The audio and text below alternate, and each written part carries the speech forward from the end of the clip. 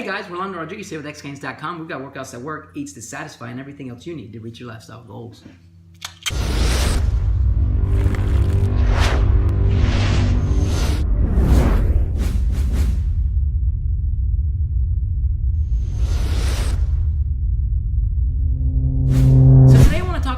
Question that I actually get asked a lot indirectly, meaning people reach out to me asking me a certain question, and we always end up on this topic. And the topic, generally speaking, is recovery. People out there are on diets, people out there are on workout regimens, and they're not seeing progress. They're not reaching their goals, they're not moving towards their goals, be it gain lean mass, lose weight, just get healthier, whatever the case may be. And when people reach out to me and we analyze their eating habits and we analyze their workout routine, they should be making progress, and they're not. So the question is one of progress and what is holding them back.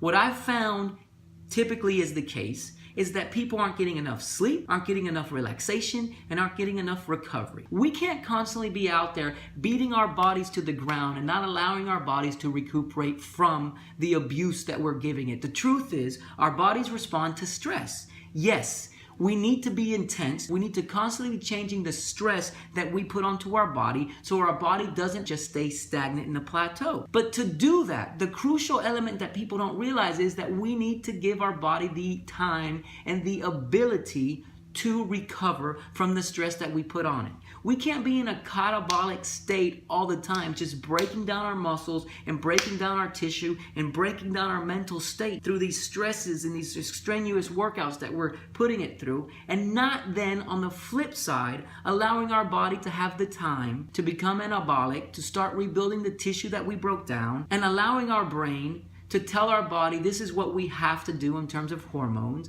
and in terms of development so that we can adjust to what new stresses this idiot is putting on our body. If we're constantly just putting the stress, and not giving our body the ability or the time to rebuild itself so that it can cope with the stresses that is breaking it down, it's just going to continue to break down, and you're just going to stall all development and moving towards your goal. So let's talk about sleep. Now the thing is, a lot of people out there that reach out to me have no control whatsoever of sleep.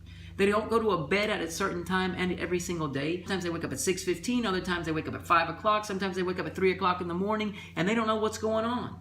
Well, the thing is our body likes to be in a rhythm. Okay? We have our own circadian rhythm that our body adjusts to, and it wakes us up and it puts us to sleep, and it can be adjusted and we can train it, and we have to. But the way that we train our body to go to sleep at a certain time and wake up at a certain time is to allow it to do so. So we have to put ourselves in a state of mind to go to sleep. I always tell people, try to go to sleep about an hour before you actually want to be asleep. Start brushing your teeth, turning down the lights, checking your last emails, and walking away from your electronics and doing whatever you do to get sleepy, be it read a book, whatever the case may be. At my house, an hour before bedtime, I go back with my kids and we chill watching some Bob Ross, The Joy of Painting, and within 30 minutes, everybody's knocked out, including myself. But we have to go to bed at a certain time and we have to wake up at a certain time to allow our body to get into that rhythm. So we need to allow our body to do so. And if we are currently waking up, let's say at a set time every morning. Let's say we go to bed at 10 p.m. and we wake up at 6 a.m. every day.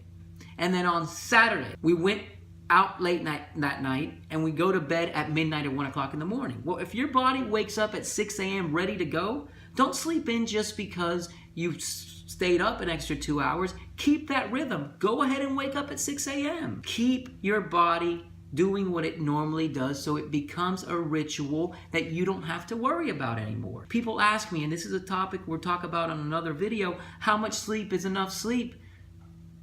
Whenever you wake up naturally without the alarm. If you beat your alarm on a regular basis, you're getting enough sleep. Now let's talk about relaxation. Relaxation is huge. Relaxation allows your body and your mind specifically to rest some, to do something that you like, to forget about the stresses all around the world and just focus on itself. And here's the thing. I've found out when I was coaching Little League that the most relaxed moments of my life was when I was right there coaching those kids. No matter how frustrating it was, no matter how bad we were losing a game and I'm competitive and it was getting to me, whatever the case may be. I was most relaxed when I was there coaching those kids. And when I started to think about it, I realized why. It's because I was in the moment.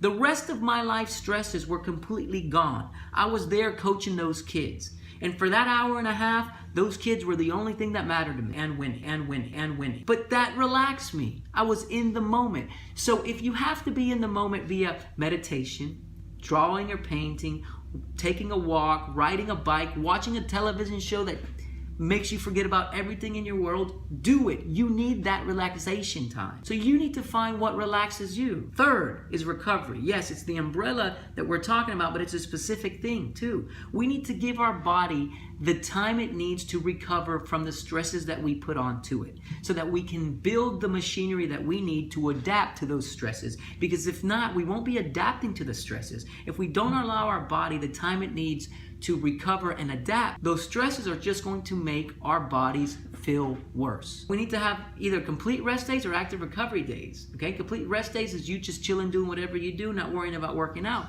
A recovery day might be something like yoga, or taking a stroll in the park, or riding your bike, or doing something, maybe even playing some light basketball to get the blood flowing. Because with active recovery, the idea is that you're pumping blood to the areas that need to recover. You're pushing more nutrition actively towards those areas instead of just taking a complete off day. So here's the thing, if your diet and your exercise are in check, but you're not making progress, you need to look at sleep, you need to look at your relaxation, your stress levels, and you need to look at your recovery and how much recovery time you're allowing yourself between workouts. Because if those three things aren't working, the three things that our body needs to actually build itself from the times that we're breaking it down, either by caloric restriction or physical activity, we're not ever going to make progress. The umbrella of recovery, sleep, relaxation, and active recovery, or just recovery in general, is huge in terms of making gains and allowing you to reach your goals. And that's it for now. This is Rolando Rodriguez with xgains.com. Let me know if you got any questions or comments down below. The website is x-, that's the symbol,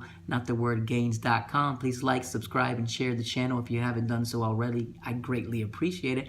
I hope you guys have a fantastic week. Peace.